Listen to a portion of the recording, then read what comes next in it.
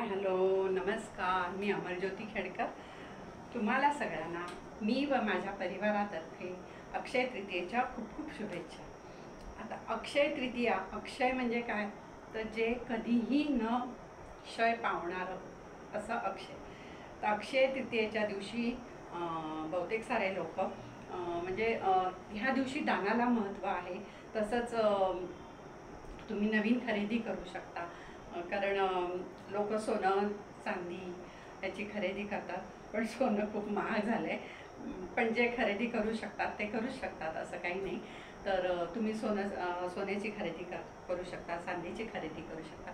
एवढंच काय, आपल्या घरामध्ये लागणारे जी छोटी मोठी काही वस्तू असतील, की तुम्हाला इलेक्ट्रॉनिक काही वस्तू असतील तुम्हाला घ्यायच्या असतील, किंवा घरात जे काही तुम्हाला नवीन घ्यायचं आहे ते तुम्ही आजच्या दिवसाला घेऊ शकता। आणि दुसरं एक आहे की हा एक 3.5 मुहूर्तांपैकी एक मुहूर्त आहे। त्यामुळे ह्या दिवशी म्हणजे तुमचं शुभ कार्य जे असतं ते तुम्ही कुठचंही शुभ कार्य तुम्ही ह्या दिवशी छान म्हणजे करू शकता। त्याला म्हणजे काही बघायची पंचांग वगैरे बघायची गरज नाही। जर लग्न वगैरे असेल तर तुम्हाला फक्त मुहूर्त वगैरे बघायला लागतो, म्हणजे वेळ बघायला लागते, पण मग तुम्ही शुभ कार्य करू शकता। आणि तुम्हाला गाडी घ्यायची आहे किंवा तुम्हाला काही नवीन वस्तू खरेदी करायची आहे, तसंच तुम्हाला काही म्हणजे तुमच्या कपड्यांची वगैरे पण खरेदी करायची असेल तर तुम्ही ह्या दिवशी करू शकता। आणि ह्या दिवशी दानाला पण महत्त्व आहे। म्हणजे तुम्ही दान केलं ना तर ते सत्पात्री म्हणजे चांगलं दान असेल, म्हणजे क्षय न पावणारं असं दान असतं। तर त्यामुळे तुम्ही कपडे दान करू शकता या दिवशी। तुम्ही अन्नदान करू शकता, अन्नदान तर सगळ्यात चांगलंच आहे। तर अन्नदान करू शकता, तुम्ही कपड्यांचं दान करू शकता, किंवा तुम्हाला जे वाटत असेल की तुम्हाला जे शक्य असेल अशा गोष्टींचं दान करू शकता। तसेच ह्या दिवशी ना पितरांची पण एक आठवण ठेवायला लागते। त्यामुळे पितरांना तुम्ही म्हणजे त्यांच्या आवडीचं जेवण करून ते तुम्ही पान वाढू शकता असं। आता पण मला काय वाटतं माहिती आहे का, प्रत्येकाच्या घरामध्ये जी पद्धत असते, काही कुळधर्म कुळाचार जे काय असतं, किंवा जे काही पारंपरिक ह्याच्यात चालत आलेलं असतं त्या गोष्टी आपण कराव्या।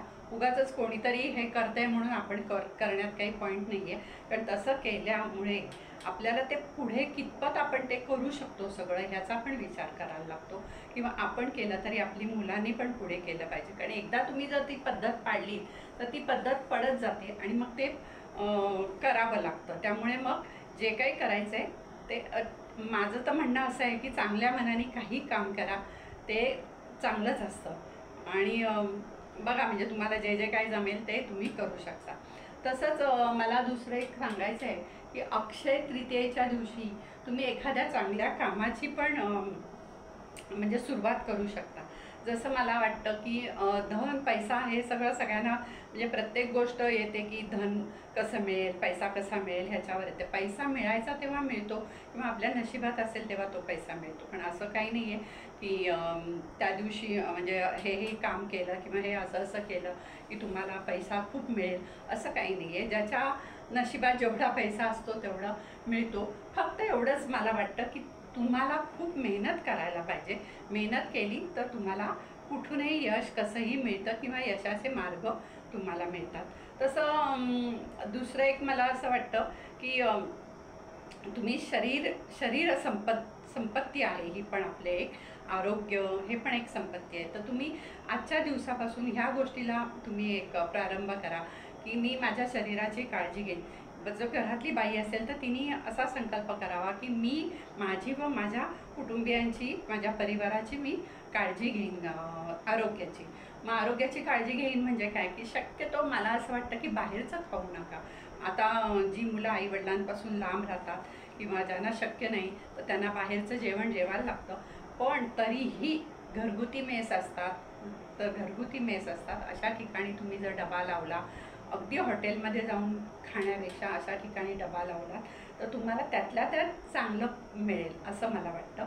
नंतर हे बाहेरचे आपण काही म्हणजे मधल्या वेळेला भूक लागली की आपण बाहेरचं काही पदार्थ घेऊन येतो किंवा पॅकेटं घेऊन येतो। पण बऱ्याच या मुलांना सवय असते की हे IT मधली वगैरे मुलं असतात ना, ते बसल्या बसल्या त्यांना खूप हे होतं, मग ते दुपारच्या वेळेला काहीतरी चिप्स खा, हे खा, ते खा असं खातात. पण हे जेव्हा बाहेरचं आपण काय काय आणतो आणि खातो ना, ते सगळं पाम तेलात बनवलेलं असतं. आणि पाम तेल किती वाईट आहे शरीरासाठी हे तुम्हाला माहिती आहे. ते आपल्या म्हणजे हार्टसाठी तर खूपच म्हणजे चांगलं नाहीच आहे ते. तर त्यामुळे पाम तेलात बनवलेलं असतं. मग असे खाऊचे काही पदार्थ बनवणारे सुद्धा घरगुती लोक असतात. अशा लोकांकडनं तुम्ही छान साजूक तुपातले लाडू घ्या, किंवा घरगुती चकली असेल तर चकली घ्या, किंवा असं काही शंकरपाळे, चकली असं जर असेल, चिवडा वगैरे घरगुती बनवणारे असतील त्यांच्याकडनं घ्या.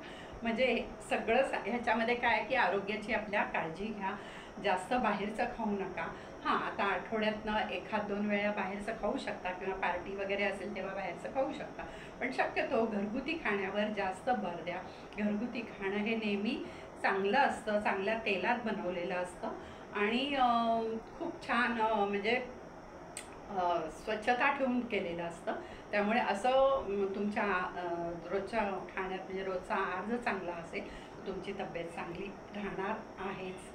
तसंच मला असं वाटते की एक संकल्प तुम्ही आजच्या दिवसाला करायला पाहिजे की तुम्ही एक्सरसाइज करायला पाहिजे, व्यायाम करायला पाहिजे. मग व्यायाम तुम्हाला जसा जमेल कुठच्या पद्धतीने ते करा. काही लोक जिममध्ये जातात तर जिममध्ये जाऊन करा. असं काही नाही आहे की घरीच करायला पाहिजे. तुम्ही जिममध्ये जा. नंतर तुम्हाला योगा क्लास लावणं शक्य असेल किंवा जाणं शक्य असेल, तुमच्या जवळपास असेल तर योगा क्लास लावा. आणि जर योगा क्लास पण तुम्हाला जाणं शक्य नसेल किंवा जवळपास नसेल कुठे, तर आठवड्यातनं 2 दिवस वॉकला जा, म्हणजे वॉकिंग करा. आणि सकाळी सकाळी फिरायला जा. सकाळी तुम्हाला वेळ नाही मिळाला तर संध्याकाळी जा, जसं वेळ मिळेल तसं जा. आणि छोट्या छोट्या म्हणजे साध्या साध्या एक्सरसाइज असतील त्या आपण घरी केल्या तर त्यातनं पण आपल्याला फार उपयोग होऊ शकतो. असं काही नाही आहे की खूप मोठा मोठा चांगला चांगला म्हणजे जिममध्ये जाऊनच ते वजन उचलूनच असं केलं पाहिजे, असं काही नाही आहे. तुम्ही साध्या साध्या एक्सरसाइज असतात रोजच्या रोज, त्या म्हणजे हाताच्या, पायाच्या, कमरेच्या, अशा जर तुम्ही जे एक्सरसाइज असतात. कारण आजकाल यूट्यूबवर पण खूप येतात, म्हणजे असं काही नाही. आपल्याला ज्याच्यासाठी पाहिजे त्याच्यासाठी आपण टाईप केलं की ते येतं. तर तुम्ही अशा एक्सरसाइज करा. अशा एक्सरसाइज केल्याने काय होतं की तुम्ही एकदम आनंदी राहता. तुम्ही आनंदी राहिला ना, तुमचं मन आनंदी राहिलं, तुमचं शरीर आनंदी राहिलं ना, तर तुम्ही जे काम करता ना त्याच्यामध्ये तुम्हाला यश मिळतं, म्हणजे मिळतंच. म्हणजे यश मिळणारच आहे तुम्हाला, कारण तुम्ही चांगल्या मनाने, आनंदी मनाने काम करता. त्यामुळे तुम्हाला ते तुमचं काम छानच होणार आहे. त्यामुळे तुम्हाला त्यात यश मिळतंच. त्यामुळे मला असं वाटतंय की आजच्या दिवसाला आपण काही खरेदी करतो, हे करतो, ती खरेदी पण करा तुम्ही. पण खरेदीच्या बरोबर हा पण एक संकल्प करा की मी आहार माझा चांगला ठेवीन आणि मी रोजच्या रोज एक्सरसाइज करीन. नंतर समजा 4 दिवस तुम्ही काही योगा वगैरे केलं, 2 दिवस वॉक केलं, 1 दिवस रविवारी तुम्हाला कंटाळा आला, तर आता हे बघा, आता ह्या सगळ्या ह्याच्यात आपण लवकर उठतो, लवकर करतो हे सगळं, आणि हे सगळं केल्याने शरीर आपलं एवढं फ्रेश होतं ना, एवढं आपण छान आतून बाहेरून एकदम फ्रेश असतो. त्यामुळे तुम्हाला असं होणार नाही की आज सुट्टीचा दिवस आहे बाबा, आज मी उठणारच नाही, मला कंटाळा चालू आहे, असं नाही होणार. तुम्हाला ती ठराविक वेळेला तुमची झोप पूर्ण होणार आणि तुम्हाला जाग येणार. त्यामुळे अशा वेळेला जर जाग आली तर तुम्हाला कंटाळा आला की नको आज काही करायला नको असं जर वाटलं तर तुम्ही मेडिटेशन करा, तुम्ही ध्यानाला बसा. सकाळी उठल्या तुम्हाला जर वाटलं की आता काय सगळेच जण झोपलेत, आपण काय करायचं, तर तुम्ही मेडिटेशन करा, ध्यानाला बसा. ध्यानाला तर मी म्हणते की रोजच्या रोज तुम्ही करायला पाहिजे. पण रोजच्या रोज शक्य नसेल तर निदान आठवड्यातनं 1-2दा तुम्ही ध्यान करा, म्हणजे मेडिटेशन करा. सुरुवातीला तुम्हाला मेडिटेशन करायला सुरुवात केली की कधीही तुमचं लक्ष लागणार नाही त्याच्यामध्ये. तुमचं मन भरकटत जाईल. म्हणजे तुम्ही आत्ता इथे आहात तर तुम्ही तुमचं मन परदेशात जाऊन सुद्धा काय गोष्टी बघून येईल किंवा काय करून येईल. ज्यांची मुलं आहेत किंवा भाऊ बहीण कोणी परदेशात आहे त्यांना तिकडे जाऊन ते त्यांच्याशी म्हणजे काय इमॅजिन करून तर तिथे जाऊन येतील, म्हणजे जाऊन पण येतील परदेशात. असं हे सुरुवातीला होतं. किंवा वाईट विचार पण येतात आपल्याला, असं नाही आहे म्हणत मी की चांगलेच विचार येतात, वाईट विचार पण येतात. मेडिटेशनला बसल्यावर खूप वेळा आपल्याला डोक्यात वाईट विचार येतात, काहीतरी विचित्र असं येतं. पण हे सगळं आलं ना तरी ते म्हणजे आम्ही योगाला जायची ना तेव्हा आमच्या सरांनी आम्हाला सांगितलेलं, जे विचार येतात ते येऊन द्या, तुम्ही त्यांना दाबू नका किंवा तुम्ही त्यांना घालवायचा प्रयत्न करू नका. तुम्ही तुमचं फक्त लक्ष एखाद्या गोष्टीकडे केंद्रित करा. म्हणजे आता तुमच्या डोळ्यासमोर साधारण तुम्ही असं घेतलं आहे की एक बिंदू आहे, तर तो काही रंग आहे त्याचा, तर त्या रंगाकडे तुमचं लक्ष असं पूर्ण केंद्रित करा. किंवा असा अथांग समुद्र आहे, पाणी आहे, त्याच्यात सूर्य असा उगवतोय, म्हणजे सूर्योदय होतोय, असा छान सूर्य उगवतोय, पिवळा पिवळा प्रकाश पडलाय आणि तुम्ही तिकडे लक्ष केंद्रित करा. हळूहळू हळूहळू तुमचे विचार कमी व्हायला लागतील. पण त्या विचाराला तुम्ही दाबलत ना, म्हणजे ते जावे म्हणून जर प्रयत्न केलात ना, तर ते उफाळून वरती येतील आणि ते विचार परत तुमच्या भोवती फिरायला लागतील. त्यामुळे जे येत आहेत विचार, आम्हाला सर हेच सांगायचं की जे काय तुमच्या डोळ्यासमोर येते, मनात विचार येत आहेत, ते येऊन द्या, त्यांना तुम्ही दाबू नका. ते येतील आणि आपोआप जातील आणि तुमचं हळूहळू हळू लक्ष ध्यानाला बसल्यावर, मेडिटेशन करायला बसल्यावर तुमचं हळूहळू लक्ष केंद्रित व्हायला सुरुवात होईल. आणि ध्यानातलं जर तुम्ही 15 मिनटं जरी बसलात, म्हणजे काय काय लोक तर 1-1 तास बसतात, पण जर 15 मिनटं बसलात आणि 15 मिनटातले जरी 2 ते 5 मिनटं जरी तुमचं लक्ष केंद्रित झालं, किंवा तुम्ही तुमच्या म्हणजे श्वास घेतोय आणि सोडतोय ह्याकडे लक्ष द्या तुम्ही. अगदीच काही नसेल तर की श्वास घेतलाय, सोडलाय, घेतलाय, सोडलाय, हे ह्याकडे जरी लक्ष दिलं आणि तुमचं तुमच्या ह्याच्यात लक्ष केंद्रित झालं ह्या गोष्टींकडे, तर तुम्हाला इतकं रिलॅक्स वाटेल ना, त्याच्यातनं खूप छान वाटेल. त्यामुळे आत्ताही अक्षय तृतीयेचं जसं आपण म्हणतो की खरेदी करा, नवीन वस्तू घ्या, काही नवीन संकल्प करा, तशा ह्याच्यात तर मला असं वाटतं की तुम्ही हा पण संकल्प करा की मी माझं आरोग्य किंवा घरातल्या बाईने माझं व माझ्या परिवाराचं आरोग्य चांगलं राहील या दृष्टीने मी प्रयत्न करीन. आणि जर एकटे वगैरे मुलं राहत असतील, मुलं मुली, तर त्यांनी असा संकल्प करा की मी जास्तीत जास्त बाहेरचं खाणार नाही. 1-2 दिवस खायला लागलं तर ठीक आहे, पण बाहेरचं खाणार नाही. मी घरगुती सगळं खाईन आणि म्हणजे माझं आरोग्य मी चांगलं ठेवीन. आणि मी आजपासनं काही नाही काहीतरी एक्सरसाइज करीनच. जे करत असतील त्यांना माझा प्रणाम आहे. म्हणजे तुम्ही असंच करत राहा. कारण शेवटी असं म्हटलं आहे, आरोग्यम धनसंपदा.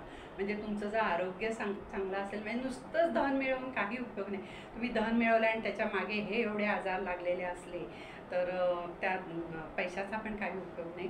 म्हणून जेव्हा पैसा तुम्ही मिळवता ना, त्याच्याबरोबर तुम्हाला तुमचं आरोग्य पण चांगलं टिकवायचं आहे. त्यामुळे ह्या सगळ्या गोष्टी तुम्ही आजच्या दिवसापासून संकल्प करा आणि सुरुवात करा. थोडं थोडं तरी करा, पण सुरुवात करा. हे मला असं खरंच मनापासून वाटते की सगळ्यांनी निरोगी राहावं, सगळ्यांनी आनंदी राहावं, म्हणून मी हे सांगते. आज मी सुद्धा आधी मला असंही प्रॉब्लेम खूप होते, पण मी हे सगळं करून आणि मी सुद्धा आता इतकी आनंदी असते. म्हणजे मला अजिबात काही गोळी वगैरे घ्यायला लागत नाही, शुगर नाही, BP नाही, काही नाही.